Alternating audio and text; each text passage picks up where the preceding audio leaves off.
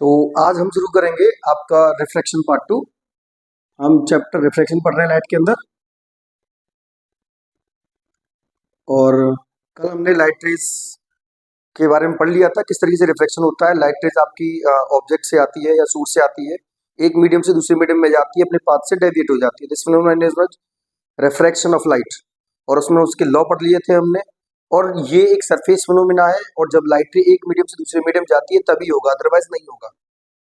और लाइट रे अगर नॉर्मली फॉल करती है तो एकदम स्ट्रेट चली जाती है, कोई डेविएशन नहीं होता। वहां पर एंगल ऑफ इंसिडेंस भी जीरो हो जाता है, एंगल ऑफ रिफ्रैक्शन भी जीरो हो जाता है। लाइट रे एकदम स्ट्रेट निकल जाती है। और इसमें हमने पढ़ लिया था रेक्टेंगल ग्लास स्लैब के थ्रू रिफ्लेक्शन क्या होता है। और उसमें लेटरल डिस्प्लेसमेंट पढ़ लिया था। लेटरल डिस्प्लेसमेंट के हमने फैक्टर्स पढ़ लिए थे, कौन कौन सी चीज पर लेटरल डिस्प्लेसमेंट डिपेंड करता है। तो लेटरल डिस्प्लेसमेंट आपका तीन चीजों पर डिपेंड करता है। एक डिपेंड करता है आपका पास एंगल ऑफ इंसिडेंस पर, और दूसरा है आपके पास रिफ्रैक्टिव इंडेक्स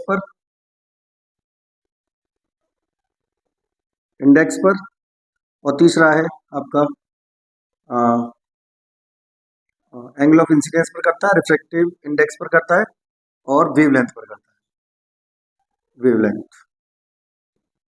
ठीक है, लिटिल डिस्प्लेसमेंट इन तीनों पर डिपेंड करता है, angle of incidence, refractive index पर, और वेवलेंथ पर डिपेंड करता है। और नंबर 4 है आपका इसमें थिकनेस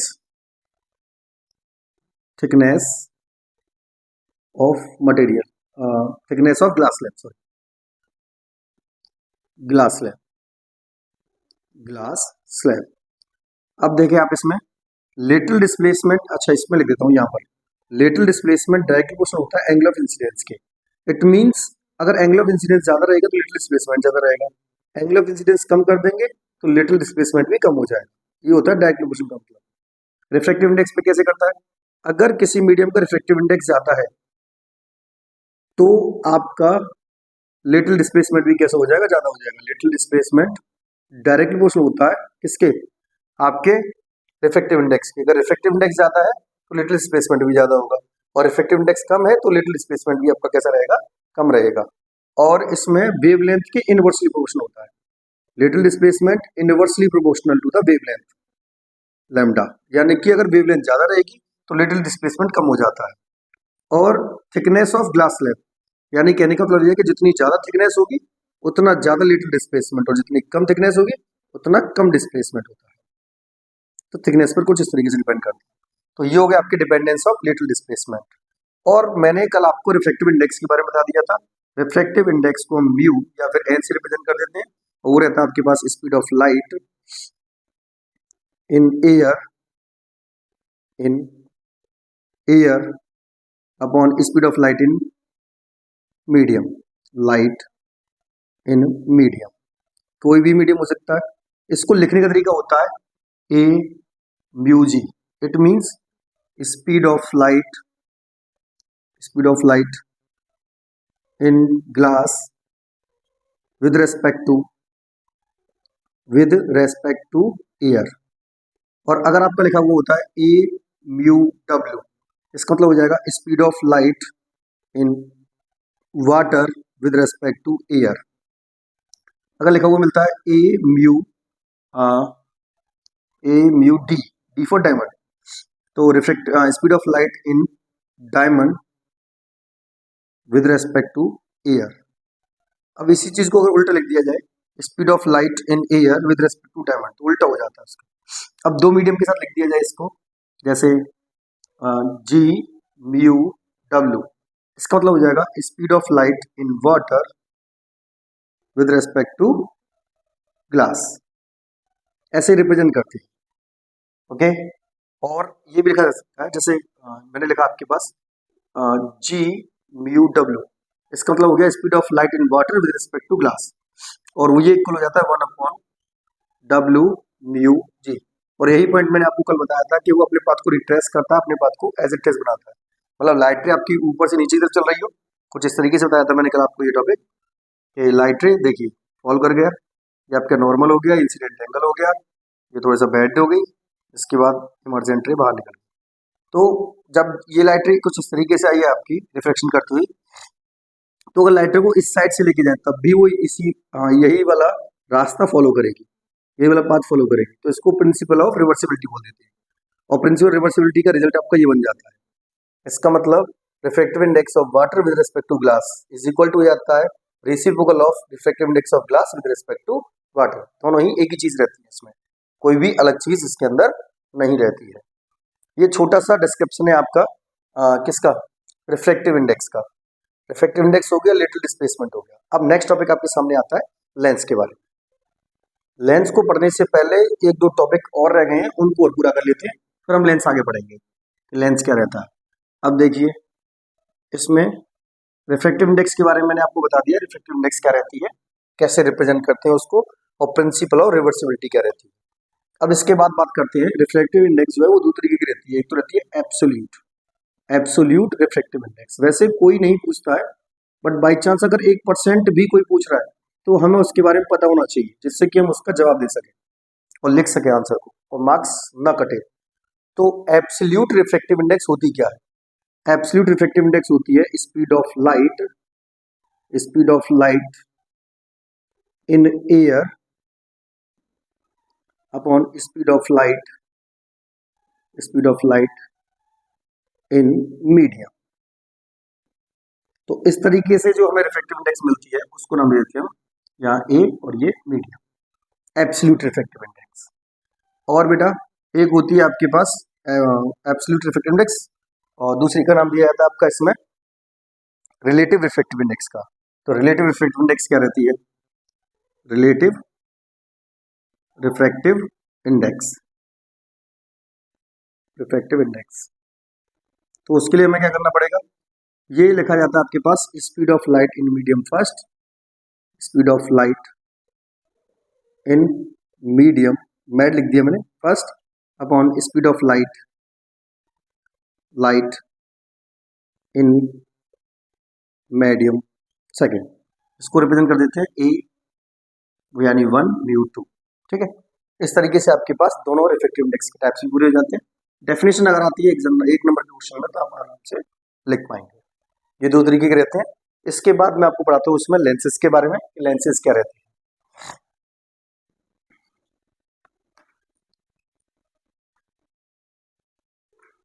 टाइम कम है, डेट शीट आपकी रिलीज हो चुकी है, 22 से आपके एग्जाम है फरवरी में। 2 महीने के अंदर हमें सब कुछ रिवाइज करना है। आपका इसमें नेक्स्ट टॉपिक है लेंसेज। अगर कोई स्पेलिंग गलत लिख जाए तो मेंशन मत करिएगा, इंग्लिश थोड़ी सी कम आती है। तो रहता क्या है इसमें, lens it is a transparent medium which is obtained by 2 spherical surfaces, at least 1, कम से कम एक तो स्फेरिकल होनी ही चाहिए। तो लेंस में क्या रहता है, 2 स्फेरिकल सरफेस एक दूसरे से जब जुड़ती हैं तब एक जो ट्रांसपेरेंट मीडियम बनता है उसे हम लेंस कहते हैं।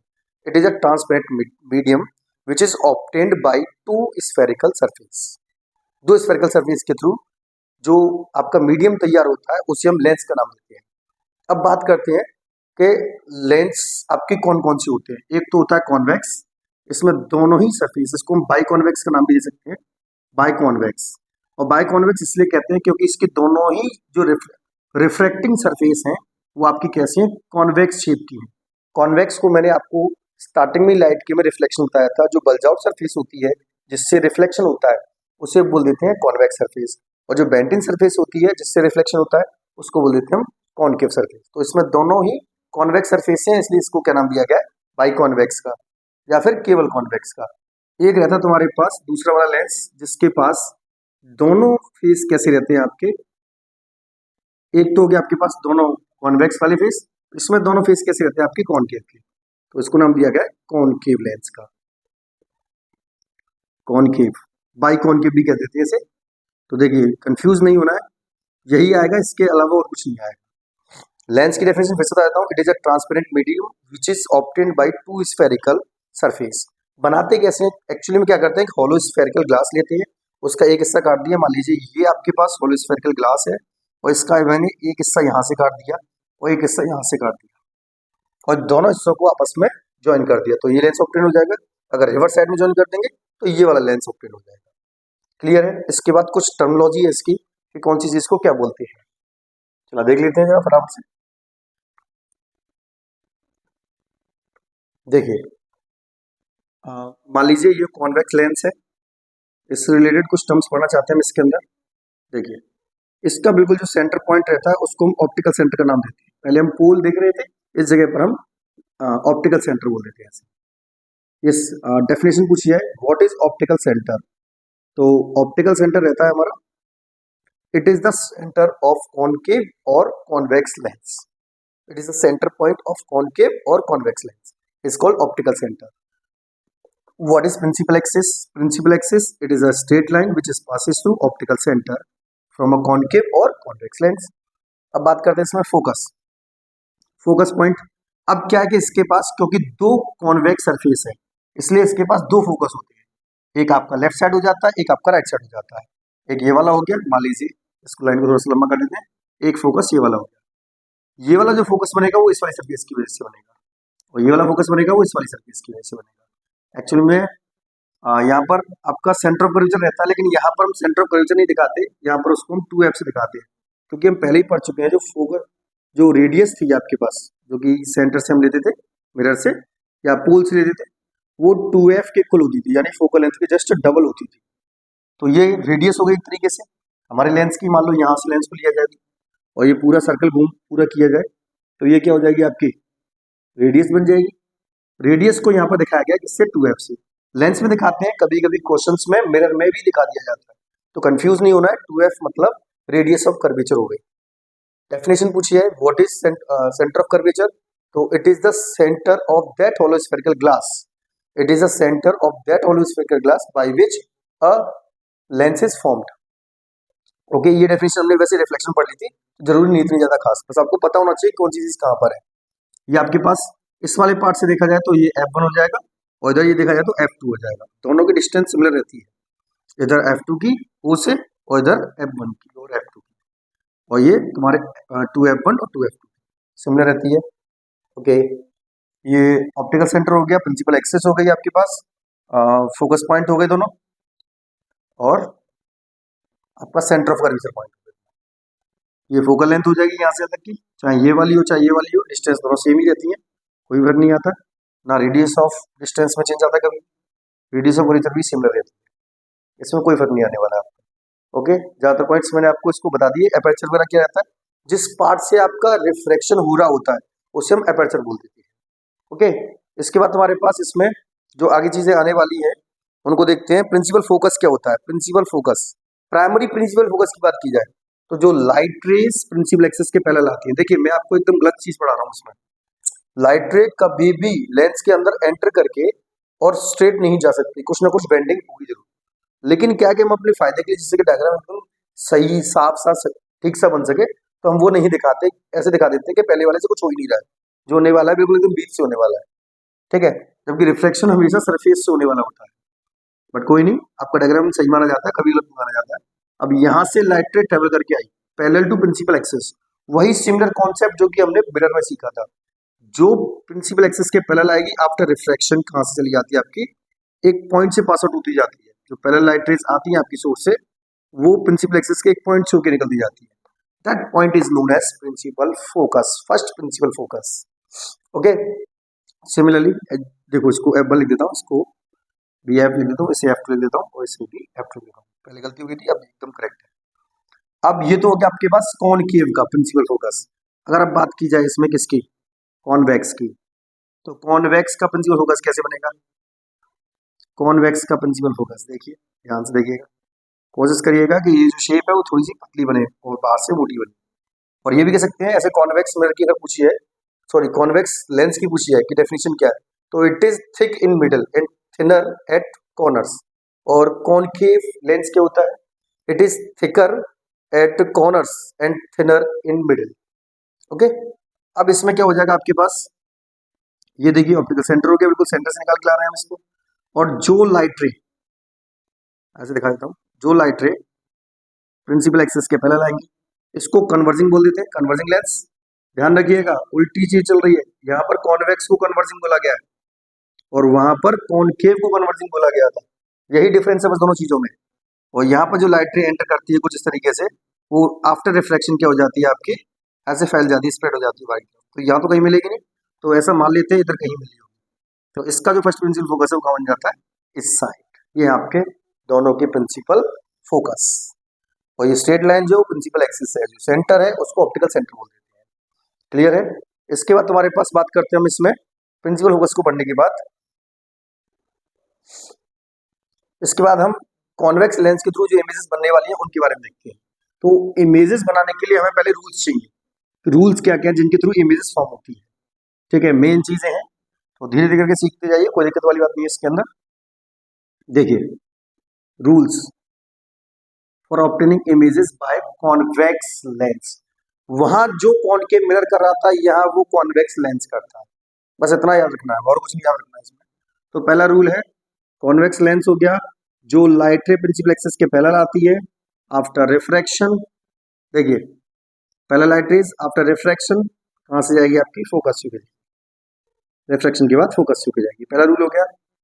जो लाइट रे प्रिंसिपल एक्सिस के आ रही है, पैरेलल आ रही है, ये लाइन क्या है, प्रिंसिपल एक्सिस है, प्रिंसिपल एक्सिस।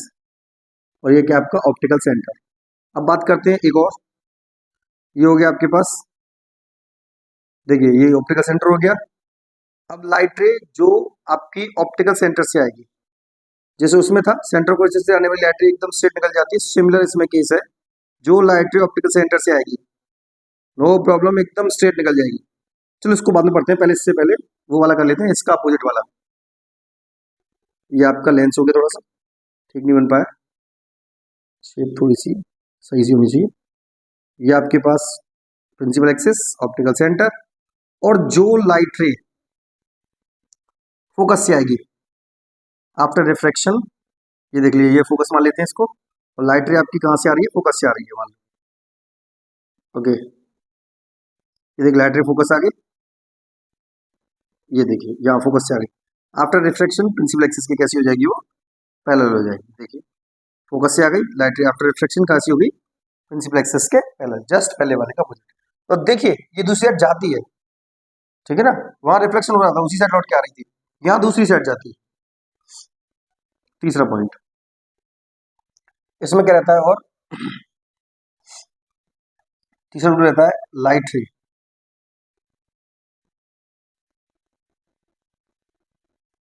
तीन से काम चला लेंगे, होने को चौथा भी होता है पर जरूरत नहीं पड़ती उसकी खास, तीन से काम हो जाता है हमारा, तो हम तीन ही बढ़ेंगे इसमें। ये देखिए लाइट रे जो ऑप्टिकल सेंटर से आती है, वो ऑप्टिकल सेंटर से एकदम स्ट्रेट चली जाती है, चाहे इधर से आ रही हो, चाहे इधर से आ रही हो, कहीं से भी आ रही है, लेकिन जब भी ऑप्टिकल सेंटर से आएगी बिना किसी डेविएशन दिखाए एकदम स्ट्रेट निकल जाती है, कोई नहीं रोकने वाला उसे, कहीं भी कोई वेरिएशन। इसके बाद केस फर्स्ट पढ़ते हैं हम इसका, जिसमें हम इमेज फॉर्मेशन करेंगे।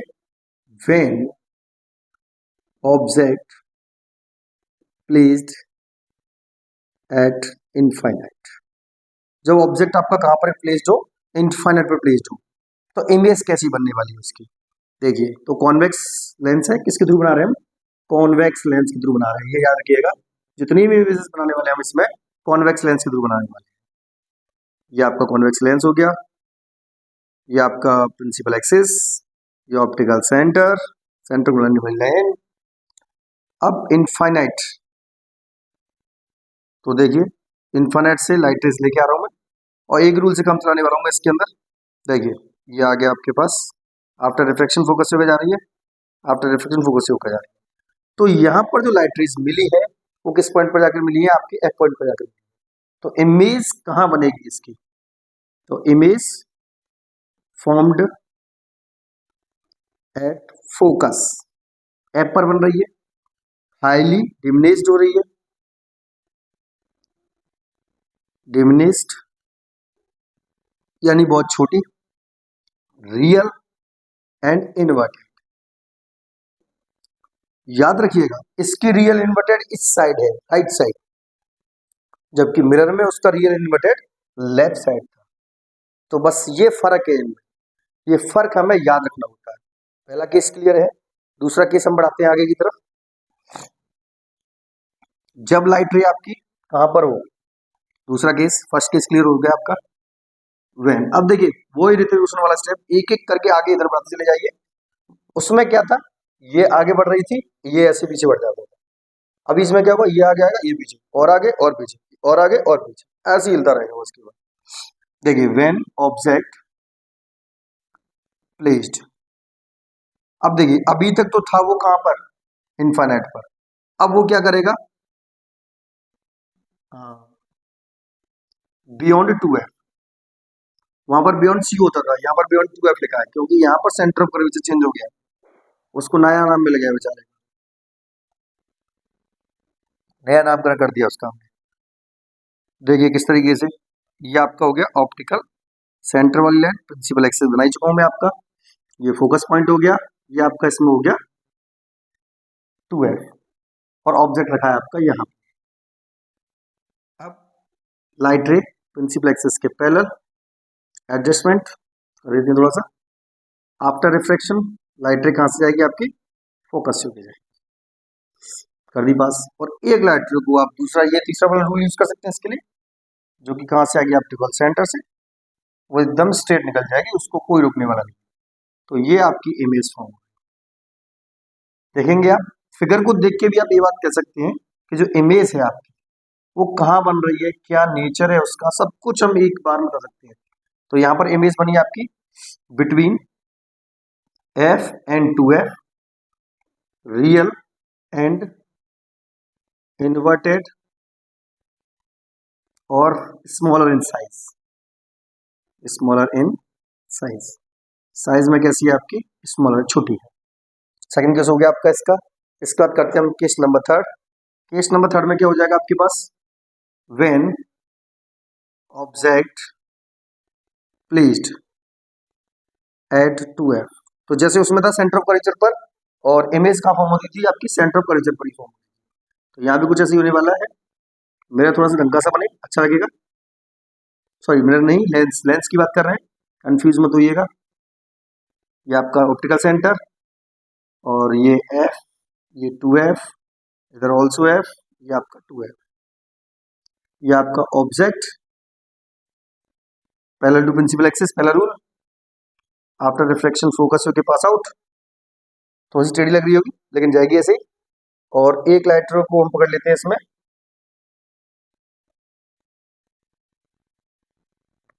ऑप्टिकल सेंटर से, ये देखिए ऑप्टिकल सेंटर से ले गई, और ये इसका इमेज फॉर्मेशन हो गया। तो एडजस्टमेंट हो जाएगा, कोई दिक्कत नहीं है, याद रखना बस केवल कि कहाँ पर इमेज बनने वाली है। तो इमेज फॉर्म होगी आपकी, इसकी इमेज 2f पर फॉर्म हो रही है, रियल एंड इन्वर्टेड है, और equal in size, equal in size, यानी कि जितनी साइज का ऑब्जेक्ट है उतनी साइज की इमेज फॉर्म होती है इस वाले केस में आपकी। केस थर्ड हो गया।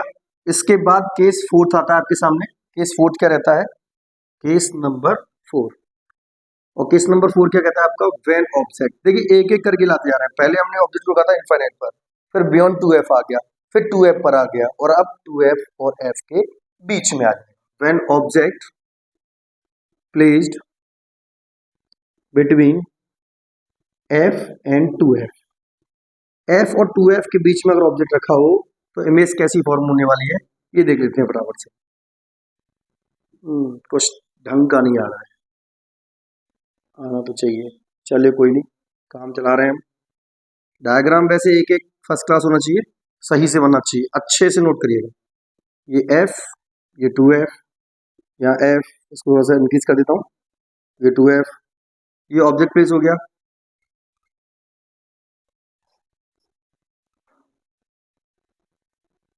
ज्यादा हो गया। तो अब हम इसमें थे when object placed between f and 2f में। अब देखिए ऑब्जेक्ट f और 2f के बीच में लाइट रे आपकी क्या आ गई, पैरेलल आ गई, इन खत्म हो गई थी, इन डाल दी मैंने इसमें। अब क्या होगा इसमें, जो पैरेलल आएगी आफ्टर रिफ्लेक्शन कहाँ से जाएगी, फोकस से जाएगी। आप देखो क्या बढ़िया कलर आ रहा है इसका, फर्स्ट क्लास हो गई एकदम। और अब जाएगा ऑप्टिकल सेंटर से, ये इमेज निकल गई, थोड़ा सा गड़बड़ कर गई है, 2f पर बना रही है, पर 2f पर नहीं बनेगी भाई, इसको थोड़ा सा शिफ्ट कर देता हूँ, यहाँ 2f हो जाएगा आपका, और ये बन गया आपकी इमेज फॉर्मेशन। तो देखिए इससे साइज में थोड़ी सी तो बड़ी हो ही जा रही है, क्योंकि मैं हाथ से ड्रॉ कर रहा हूँ, आप डिस्प्ले से ड्रॉ करोगे बहुत अच्छी आएगी इसमें। और याद रखिए केस को बढ़ाते जाइए बस केवल। यहाँ देखिए आपने देखा कि ये 2f पर बनी हुई थी, अब इमेज कहाँ बनेगी आपकी, image beyond 2f, beyond 2f, इस साइड में 2f के इस साइड बनेगी, ठीक है। और रियल एंड इन्वर्टेड बनेगी, और क्या होगी आपके पास, रियल इन्वर्टेड होगी, और बिगर इन साइज हो जाएगी, यानी कि पहले जो आ रही थी उससे थोड़ी सी बड़ी आ जाएगी, बिगर इन साइज, साइज में थोड़ी सी बड़ी हो जाएगी। अब बात करते हैं इसमें केस नंबर 5 की। तो केस नंबर 5 क्या कहता है, व्हेन ऑब्जेक्ट, ये देखिए जितने भी मैं केसेस आपको लिखा रहा हूँ इन्हीं से रिलेटेड आपके क्वेश्चंस बन जाते हैं और रे डायग्राम बनाने के लिए भी आ जाता है।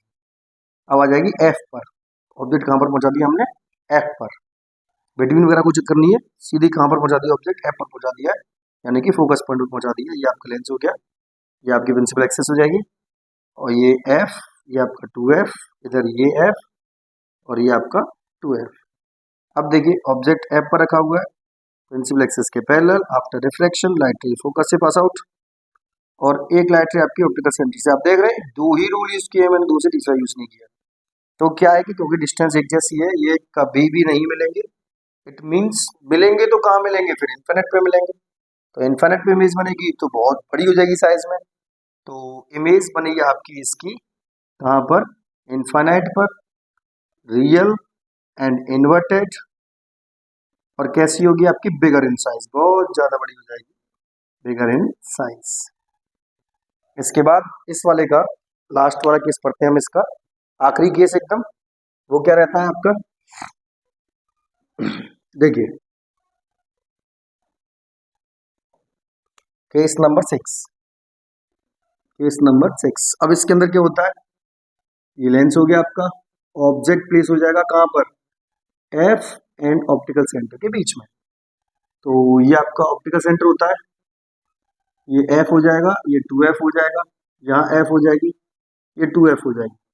मैं कोई भी एक्सपेरिमेंट नहीं बता रहा हूँ, क्वेश्चन जैसे मैं बता रहा हूँ आपको, जो पॉइंट्स हैं वो एज इट इज ही रहेंगे, और इसी के हिसाब से आपके एग्जाम में क्वेश्चन आता है और उसी से आपको लिखना होता है।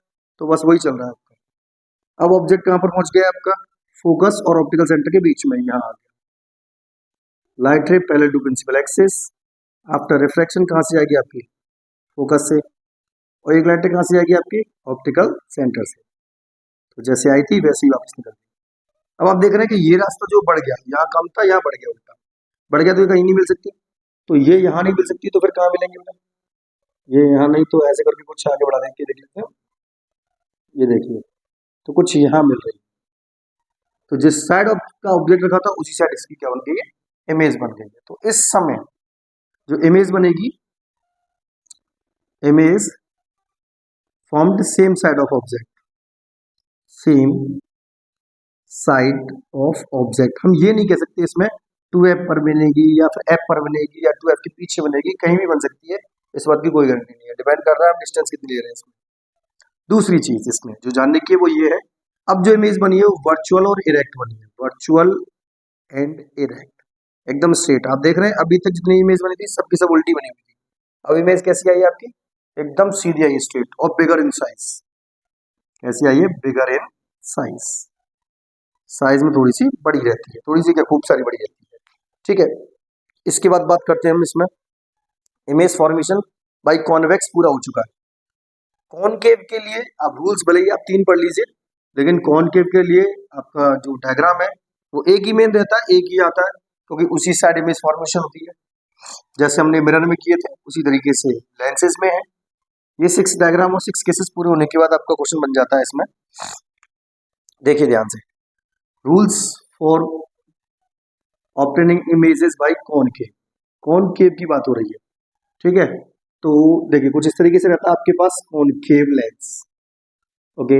अब इसमें ये प्रिंसिपल एक्सेस हो गई, अब लाइट रेज जो प्रिंसिपल एक्सेस के पहले आती है, ऐसा लगता है हमें कि कहाँ से जा रही होंगी, आपकी फोकस से जा रही होंगी, तो इस साइड पे फोकस है नहीं इसका, तो ये इस साइड, ओके, तो ऐसा लगता है हमें फोकस से ऊपर जा रही है। दूसरा रूल क्या होता है इसका, जो लाइट रे फोकस से आएगी, जो लाइट रे आपकी ये ऑप्टिकल सेंटर हो जाएगा, और जो लाइट रे आपकी फोकस से आएगी, यहाँ सॉरी फोकस, ये फोकस पॉइंट हो गया, और जो लाइट रे फोकस से आएगी, देखिए तो ऐसा लगेगा जैसे वो प्रिंसिपल एक्सिस की कैसी हो गई आपकी, पैरेलल हो गई है, पैरेलल, पैरेलल कैसी होगी,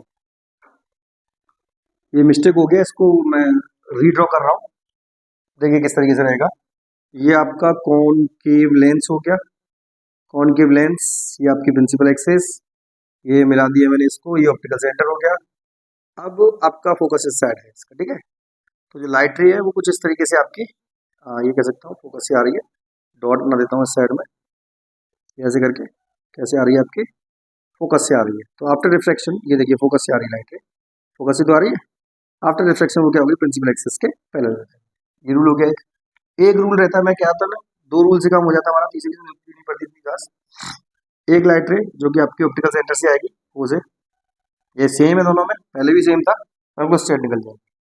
अब इसमें एक ही केस है मेनली, तो ऑब्जेक्ट को आप कॉनकेव लेंस के किस कहीं भी रख दें, साइड वही इसी साइड रख रहे हैं हमारा हर बार ऑब्जेक्ट को, जिससे कि कोई कंफ्यूजन ना हो।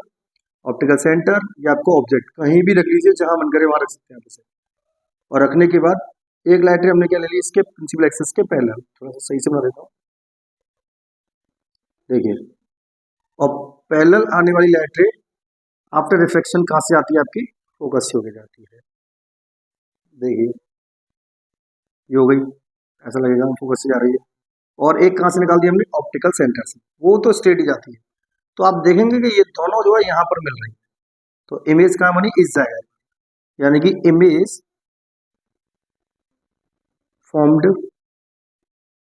बिटवीन ओ एंड एफ, यानी ऑप्टिकल सेंटर और एफ के बीच में, वर्चुअल एंड इरेक्ट और स्मॉल इन साइज, साइज में कैसी रहती है, स्मॉल रहती है। ओके, ये हो गया आपके पास कॉनिकेव के और कॉन्वेक्स के लेंसेज के सारे केसेस, रूल्स वगैरह सब कुछ। अब इसके बाद हम पढ़ते हैं इसमें, जब ये रूल्स हमारे पूरे हो जाते हैं सारे और रे डायग्राम ड्रॉ हो जाते हैं, अगर डायग्राम सही से ड्रॉ हो गए तो हम क्वेश्चन भी इजीली सॉल्व कर पाएंगे, हमें कोई प्रॉब्लम नहीं होती है। फिर हम पढ़ते हैं इसमें लेंस फॉर्मूला, जिससे कि न्यूमेरिकल हम सॉल्व कर सके इजीली। आपका लेंस फॉर्मूला रहता है इसमें, लेंस फॉर्मूला, लेंस फॉर्मूला होता है आपका, देखिए मैंने पहले कही थी कि मैं आपको फॉर्मूला इस तरीके से लिख रहा हूँ जिससे कि हम दोनों को इजीली लर्न कर सके। और मैंने लिखा था 1/f equal to 1/v plus 1/u, और लेंस में हो जाता है 1/f equal to 1/v minus 1/u, केवल प्लस माइनस का फर्क कर देंगे, ठीक है। अब बात करते हैं साइन कन्वेंशन की। ओके, इससे पहले मैं आपको ये बता दूं एफ क्या है, एफ है फोकल लेंथ, और वी आपके पास इमेज डिस्टेंस, और ये सब के सब ऑप्टिकल सेंटर से है, और यू आपकी है ऑब्जेक्ट डिस्टेंस। ओके, अब साइन कन्वेंशन पढ़ लेते हैं इसका, कब हमें कौन सा सिंबल लगाना है, ठीक है। फोकल लेंथ सिमिलर केस है जैसे पहले पढ़ाया था मैंने, कॉन्वेक्स के लिए कैसा रहता है, पॉजिटिव, कॉनकेव के लिए कैसा रहता है, नेगेटिव। आपने देखा इसका फोकस में इस साइड लेके आया था, इस साइड बनाया था हमने अभी फिगर में, तो कॉनकेव के लिए नेगेटिव, कॉन्वेक्स के लिए पॉजिटिव रहता है। वी अगर रियल है तो वहां पर रियल नेगेटिव थी, लेकिन यहाँ पर रियल कैसी है आपकी, पॉजिटिव है। अगर वर्चुअल है आपके पास इमेज तो उसके लिए कैसा हो जाता है, negative. You always negative, always negative, हमेशा नेगेटिव रहता है आपके पास यू, यानी कि ऑब्जेक्ट डिस्टेंस। अब बात करते हैं लीनियर मैग्निफिकेशन की, लीनियर मैग्निफिकेशन। तो लीनियर मैग्निफिकेशन रिप्रेजेंट वही हमसे करना है इस जगह पर भी। लीनियर मैग्निफिकेशन होता है height of image to the height of object, पहले भी बता चुका हूँ हाइट ऑफ इमेज, फिर से बता रहा हूँ to the height of object, similar चीज है, कुछ भी अलग नहीं है। यानी कि हम इसे लिख सकते हैं, ये m हो गया, m equal to H I upon H O, बस फर्क इतना सा वहां पर माइनस के v अपॉन यू था, लेकिन यहाँ पर रहता है आपके पास v अपॉन यू, इतना फर्क तो रहता ही है, ये आपको याद रखना पड़ेगा। I for height of object, O for height of, sorry, I for height of image and O for height of object. और ये हो जाता है आपके पास image distance from optical centre, और ये हो जाती है आपकी object distance from optical centre. ये लीनियर मैग्निफिकेशन का फॉर्मूला हो गया आपका, यूज करेंगे बकायदा इसको। और एक रहता है आपके पास पावर ऑफ लेंस का टॉपिक, पावर ऑफ लेंस। तो पावर ऑफ लेंस क्या रहता है इसमें आपका, पावर ऑफ लेंस होता है reciprocal of focal length, reciprocal of focal of focal length, focal length in metre. ये और याद रखना है कि अगर फोकल लेंथ आपकी मीटर में है तो रेसिप्रोकल एज इट इज हो जाएगा। मान लो अगर फोकल लेंथ सेंटीमीटर में है तो आप उसे 100/f लिख देंगे, और इसकी जो यूनिट रहती है वो रहती है आपकी डायोप्टर। और डायोप्टर की एलसीएम पता लगाते हैं, कितने नंबर का चश्मा लगा हुआ आपका, प्लस का या माइनस का जो भी है, फोकल लेंथ नेगेटिव, इसका मतलब आपकी पावर भी नेगेटिव, नेगेटिव मतलब लेंस कौन सा लगेगा आपका, फोकल लेंथ नेगेटिव किसकी होती है, किसकी होती है, कॉनकेव की, कॉनकेव वाला लेंस लगा हुआ है, सिंपल सा फंडा है। डायोप्टर को कैपिटल डी से रिप्रेजेंट कर देते हैं। ओके, इसके बाद हम पढ़ते हैं इसमें आगे, छोटा सा टॉपिक और रह गया बस केवल, और चैप्टर फिनिश होने को ही है। कि कॉम्बिनेशन अगर हम कर दें कई सारे लेंसेज का, कॉम्बिनेशन ऑफ लेंसेज, कॉम्बिनेशन, देखो कॉम्बिनेशन कर दिया, कॉम्बिनेशन, कॉम्बिनेशन ऑफ लेंसेज, यानी एक से ज्यादा लेंस लगे हो तब हम क्या करेंगे, एक लेंस तो बहुत भारी पड़ रहा था, कॉम्बिनेशन और करा दीजिए उसके साथ में, तो नेट पावर जाती है, जितने भी लेंसेज लगाए आपने उन सब का सम कर दीजिए, कितने भी लगाए उन सब का सम कर दीजिए, वो हो जाती है नेट पावर पूरी इकट्ठी करके। ऐसी फोकल लेंथ को देखेंगे तो, क्योंकि पावर फोकल लेंथ के अपोजिट है, तो आप इसे ऐसे लिख सकते हैं 1/f equal to 1/f1 plus 1/f2 plus 1/f3। ओ क्या हो रहा है हमारे साथ, and so on 1/f infinite. Okay, इस रिलेटेड न्यूमेरिकल्स करेंगे हम नेक्स्ट वीडियो में। थैंक यू सो मच, पढ़ते रहिए।